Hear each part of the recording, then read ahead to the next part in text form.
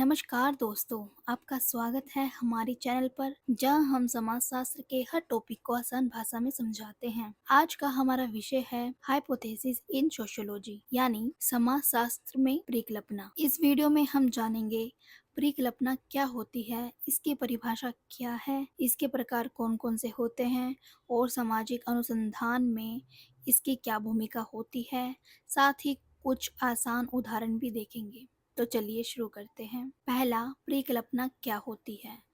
परिकल्पना का अर्थ होता है एक अनुमान या विचार जिसे हम जांचने के लिए तय करते हैं। जब हम कोई सामाजिक अनुसंधान शुरू करते हैं तो सबसे पहले हमारे मन में कोई ना कोई सवाल होता है और उस सवाल का संभावित उत्तर हम अनुमान के रूप में सोचते हैं। यह अनुमान या संभावित उत्तर कहलाता है परिकल्पना। सरल शब्दों में परिकल्पना एक तरह की शंका या अंदाजा होती है जिसे हम जांच कर सही या गलत साबित करते हैं। दूसरा, परिकल्पना की परिभाषाएं। पहला, गुड और हट। परिकल्पना एक ऐसा अनुमान है जिसे परीक्षण करके सत्य या असत्य सिद्ध किया जा सकता है।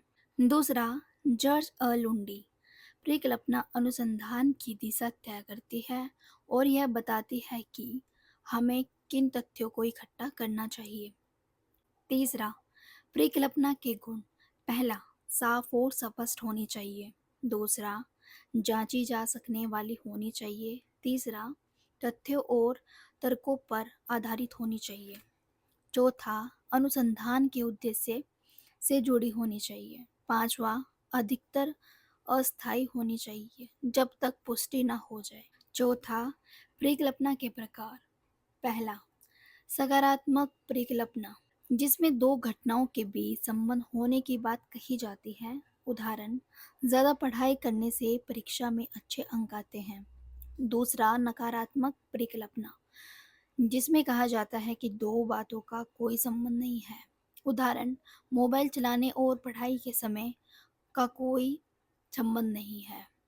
तीसरा, शून्य परिकल्पना, जिसमें यह मान लिया जाता है कि कोई फर्क नहीं है और फिर इसे साबित या अस्वीकार किया जाता है।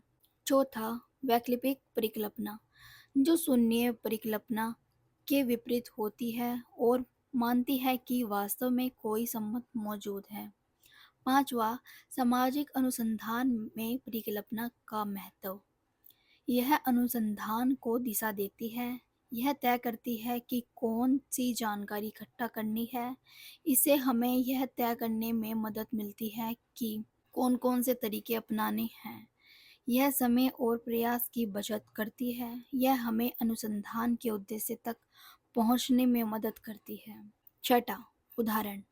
उदाहरण, पहला, गांव की लड़कियां शहर की लड़कियों से कम पढ़ी लिखी होती हैं। यह एक परिकल्पना है जिसे हम आंकड़ों या सर्वे के जरिए जांच सकते हैं। उदाहरण दो, बेरोजगारी और अपराध के बीच सीधा संबंध होता है। यह एक अनुमान है जिसे रिसर्च में सिद्ध किया जा सकता है। सातवां, निष्कर्ष। तो दोस्तों, परिकल्पना सामाजिक अनुसंधान का एक महत्वपूर्ण हिस्सा है। यह हमारे विचारों को दिशा देती है और हमें समाज को गहराई से समझने में मदद करती है। अगर आपको ये वीडियो पसंद आया हो तो लाइक करें, शेयर करें और हमारे चैनल को सब्सक्राइब करें। हमें कमेंट्स करके बताएं कि आप समाजशास्त्र का अगला टॉपिक कौन सा देखना चाहते हैं। धन्यवाद, मिलते हैं अगली वीडियो में।